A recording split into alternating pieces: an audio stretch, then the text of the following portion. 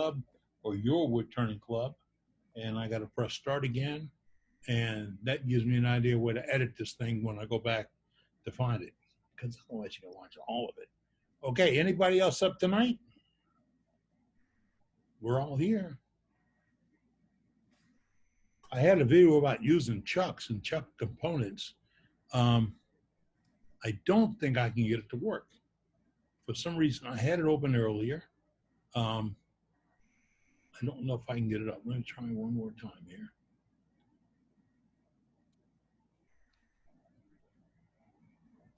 Ronnie, are you seeing this?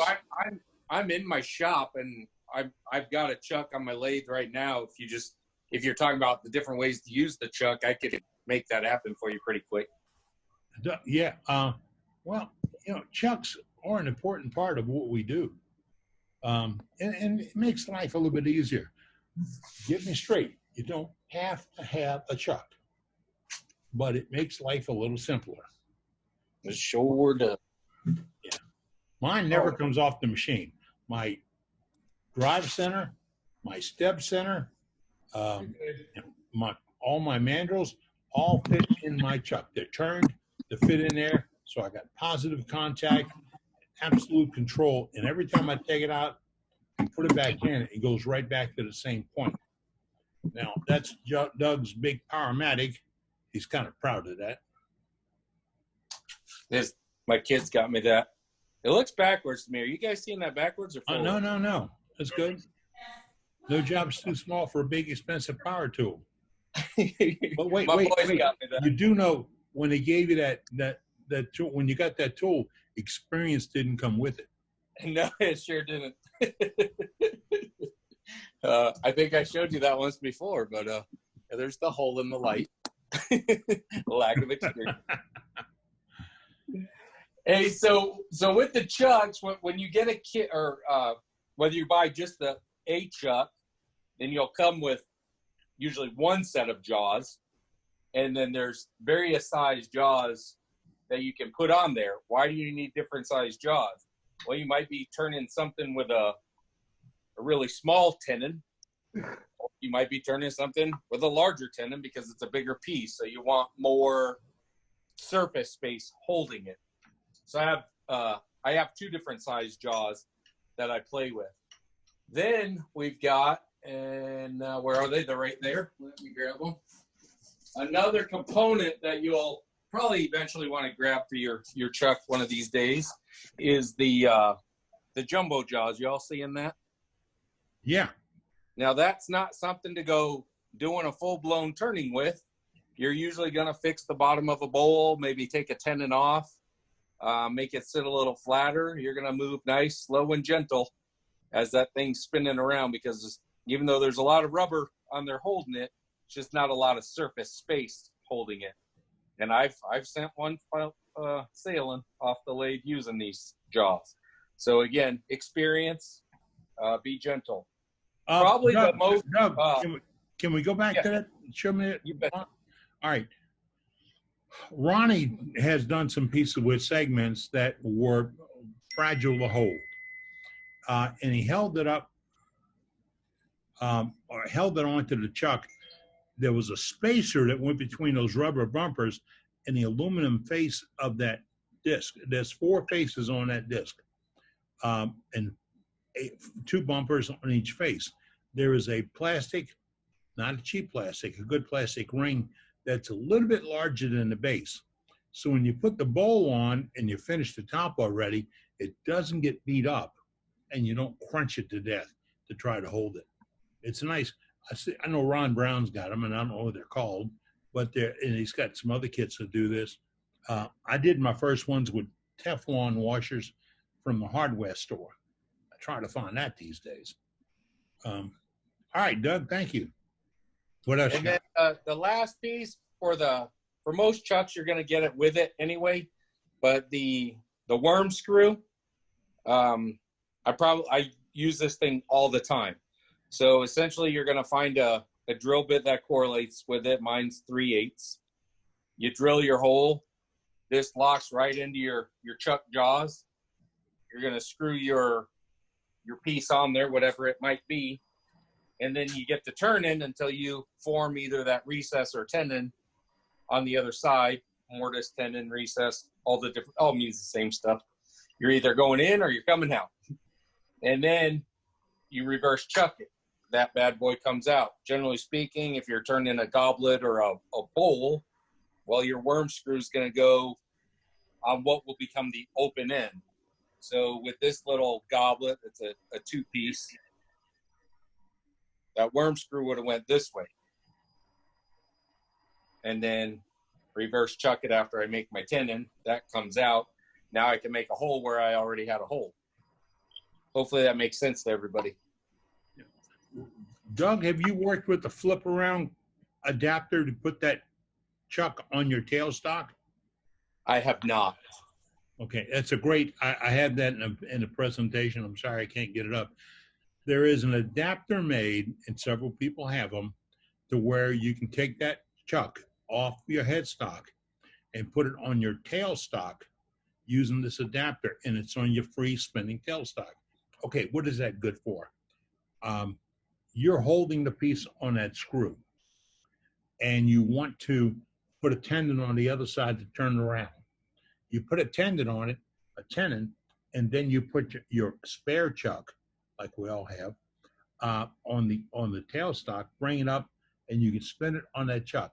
You're going to automatically register it. There won't be any readjustments for wobble, wiggle, or anything else, because you're between two fixed points. Then you take it off the headstock point, put the chuck on the headstock point, and go to town. It's also good for spindle work because it gives you a better hold than a point will do. Because in some woods, when you spindle turning them, the spindle can't hold the stress. So it's ideal. I bought mine for doing cowboy hats because I'd start with it clamped up on a tendon and a screw, and then flipping around later on to hollow it out. Thank you, Doug. Appreciate that on chucks. All right. Did you want to mention the vacuum chuck, or do you want to save that for another day? Oh, I'm ready for vacuum chuck. Okay. So different lathes, you got different ways of setting it up. A lot of people have an external vacuum pump. A lot of guys at my club pick them up at Harbor Freight. I had one guy, he somehow worked it out with a dentist's office when they were getting rid of their old vacuum pumps. He would purchase them, refurb them, and was getting those out to wood turners. He's not in the club anymore. I'm fortunate that my lathe, it comes with a vacuum pump already in it. The Venturi system, I think is what it's called. But at any rate, the chuck, let me see if I can do this right quick.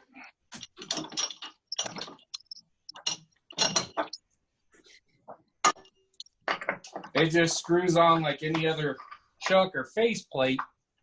And then you all can see this hole right in there.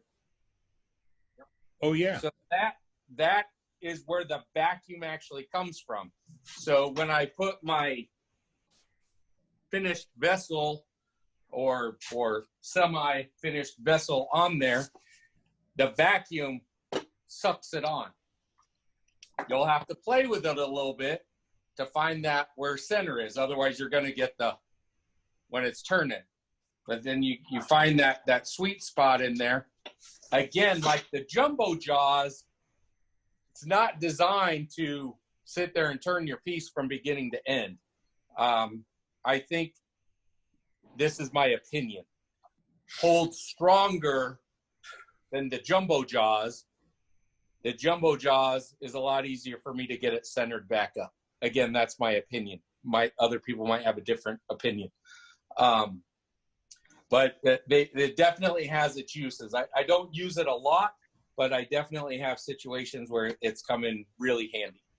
Now that's a factory produced cast aluminum with two O-rings, one on the outer side, one on the inner side. So if you have a small ball, like 6 inches, it'll grab it.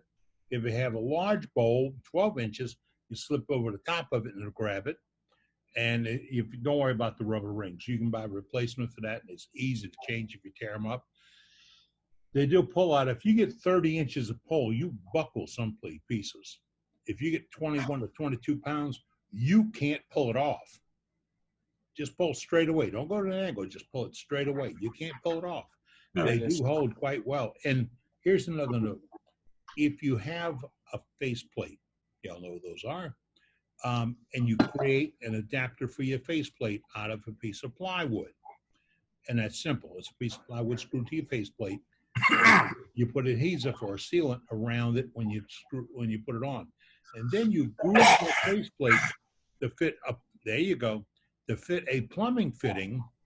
That'd be a plumbing coupler, and 1.5, 2, 3, 4, 5 inches, whatever you need, to hold something particular, like the Tagna nuts that we talked about a little while ago. There you go, Bubba. I don't know how we have this ready since we didn't talk about this ahead of time, but this is just, I have too much junk laying around in my shop, I guess. Yeah, and that makes a great one. Yeah. And that's a screw-on cover for clean out, right? That is, yeah. That's I'd had intentions of using this for something else, but never got around to it. So it's sitting there till I use it. I must have them in 10 sizes out there to hold things from. Here's one. Christmas egg, chicken eggs. You do them for Easter, and you want how to hold them for the back cut. You make one the size that'll not slip over the egg, but slip up to the egg, and you put the pressure, the vacuum on it, and poop, pulls it in. You can remove the tenon and sand the bottom of the egg and not mark your first finished part. Right. Or if you want to put striations on it or whatever, that's the beauty of a vacuum chuck. It's a whole world in itself. Powermatic, I was surprised when I saw Ronnie's new one that vacuum is built in, because boy, it's a piece of work. It really is. Saved a lot. Yeah, it makes everything real convenient. Yeah. Captain Eddie, this is how I reverse it. Okay, wait. Got it. I'm trying to get to you. Say it again. This is how I go ahead and do the reversing of the chuck. When I take the piece off, this will screw into the chuck. Take the chuck with the piece off. Yeah. Put this into the tailstock. This has got number 2 Morris taper on it. I stick this into the tailstock, slide it up to the vacuum chuck, and I'm perfectly centered. Wow, you got that, Doug? Yeah. Now, I think one time I did a platter. I was really critical about getting it centered back up again.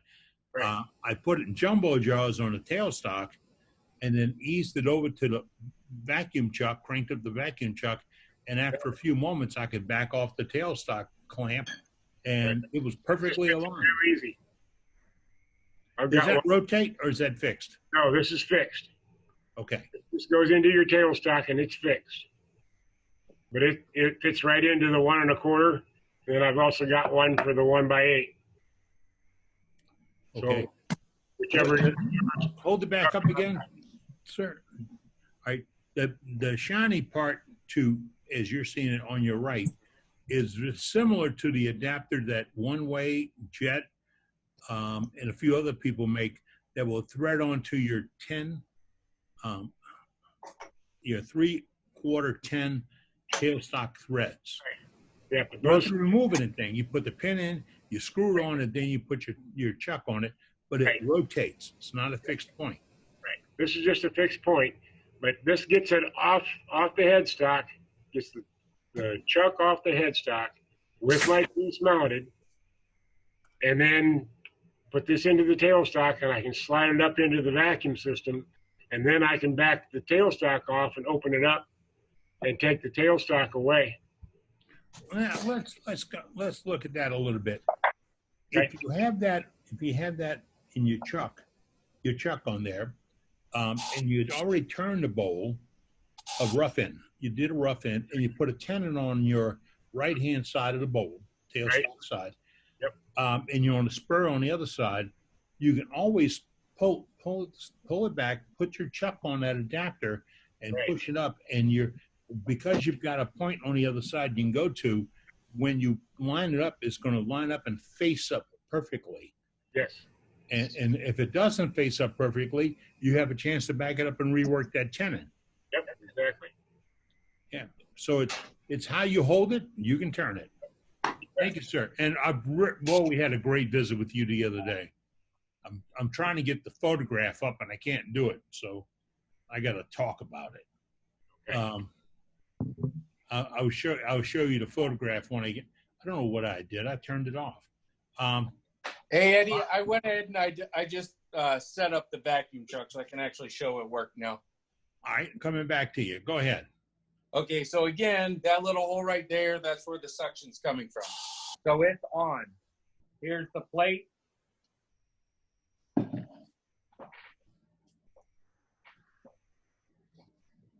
And there you have it.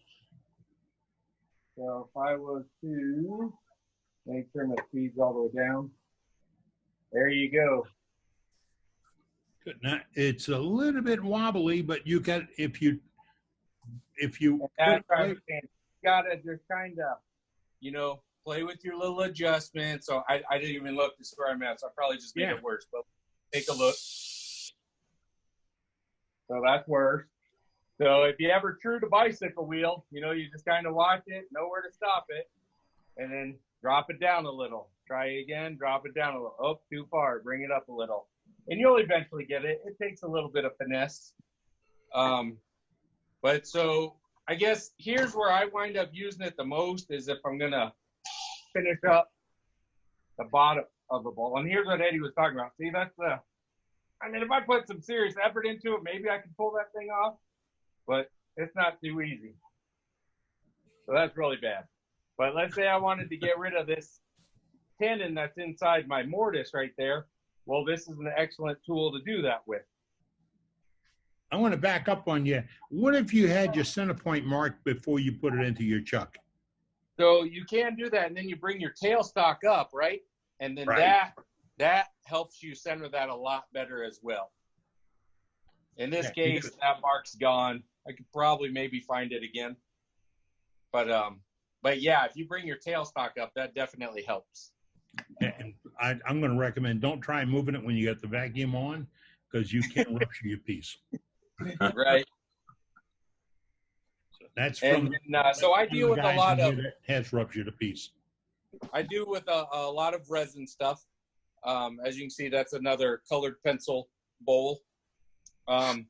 With the resin, and I guess regular wood as well too. If there's any defect in there, that can cause a leak in there, and then you're going to lose some of your strength as well.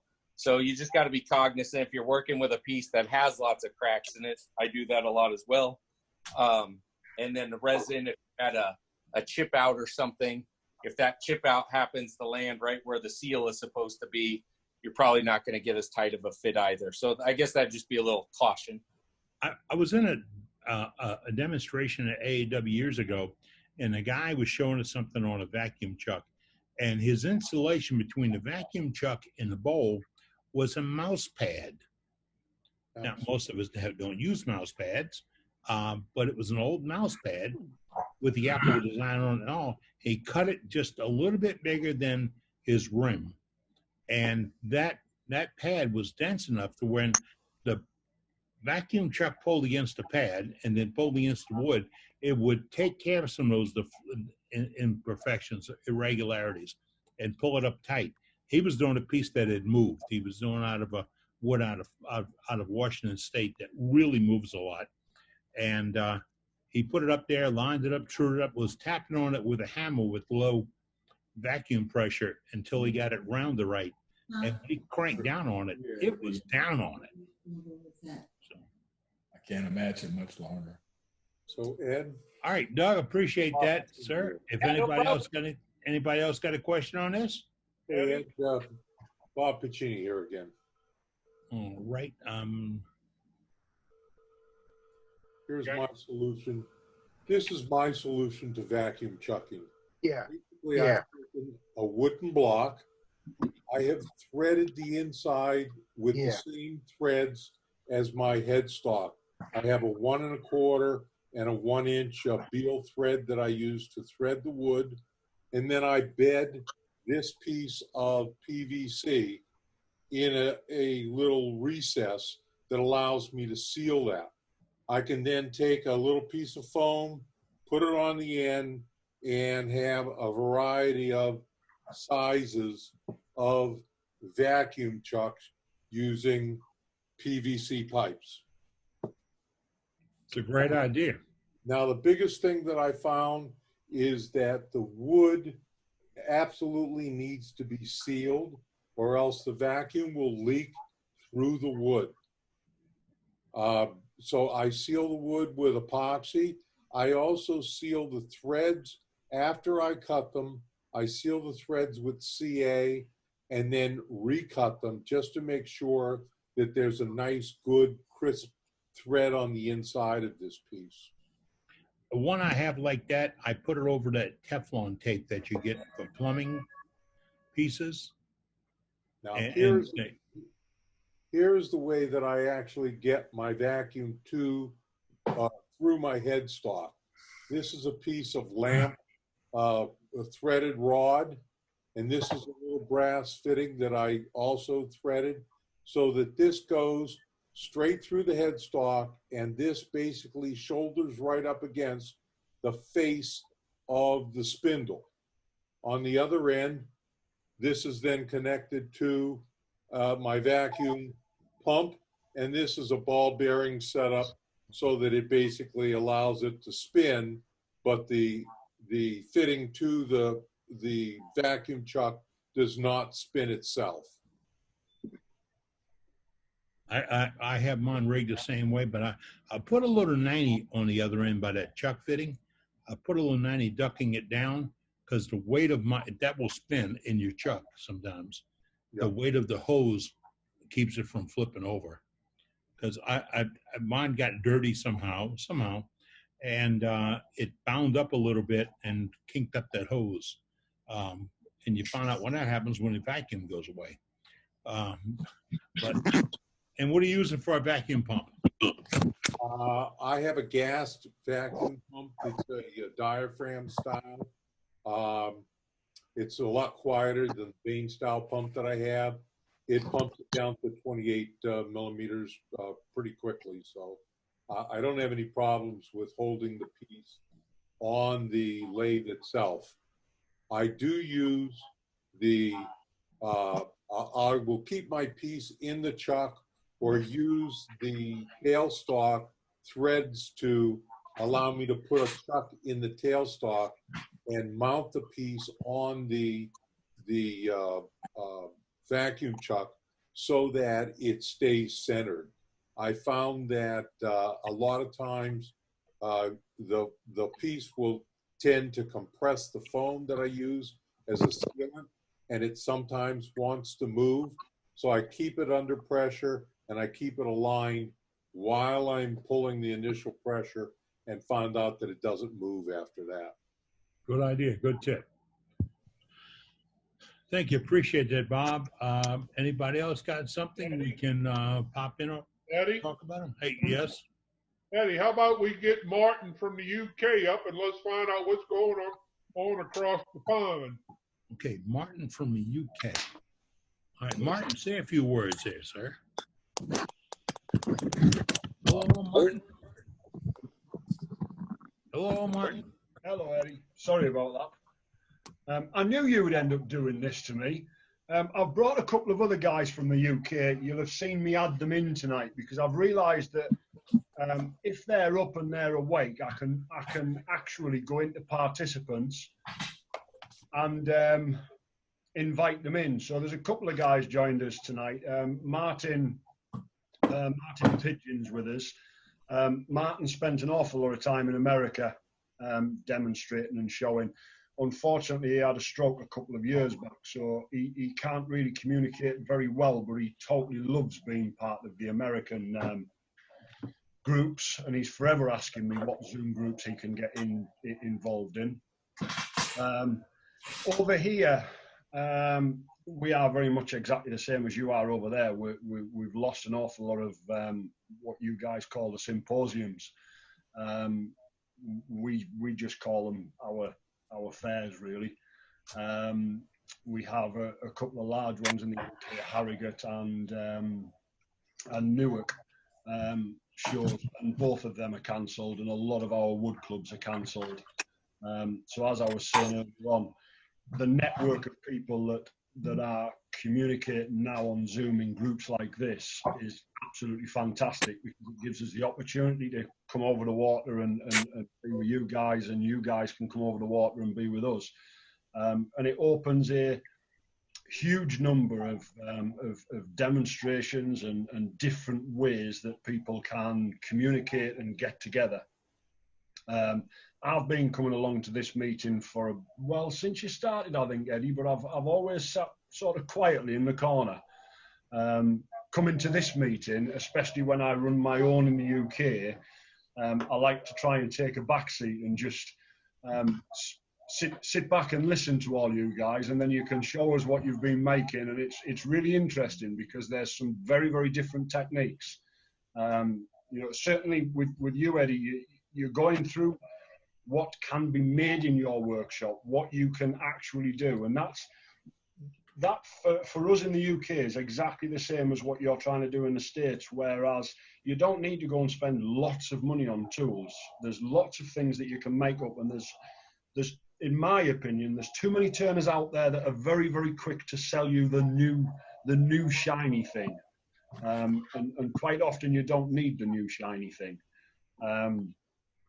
So yeah, we're very much the same as you guys over there. Just keep going and doing what you're doing. Build your numbers up, get people talking, pull them out, Eddie. Get them talking and showing us their work, because the more of us UK guys that come on site, the more we want to see from your Americans, from what you're turning. I've passed information on to 3 Canadians tonight. Unfortunately, none of them can be with you, but they will be joining us next week. So we'll hopefully turn the group into a multinational and a worldwide group that can really move forward.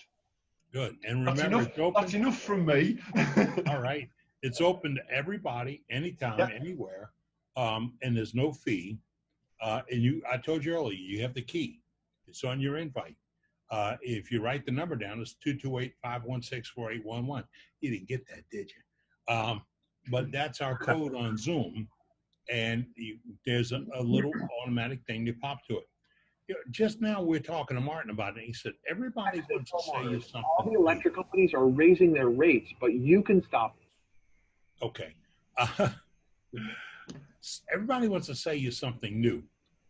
I was watching a professional turner the other day, and they said, I'm going to get out my negative rake scraper and clean up this finish, because that turner knows that if you get a sharp scraper and you do it right, you'll take a better cut than some sanding does. And you'll eliminate the fuzz ups and the tears and some rips and all that. You go across it real easy. The kick I got out of it was a negative rake scraper that looked just like my skew. Just turned on the side. I couldn't say anything because it was a skew, and it was sharpened right and had a good edge on it. And they went across and took a beautiful slice, and those little ribbons came up off of it. You don't get those little ribbons a lot if you're just beginning, or if you're out there hogging it in. So consider this: you probably have the tool, and one day we will show you how to do shear scraping with your gouge, as much as a bowl gouge or a roughing gouge for shear scraping.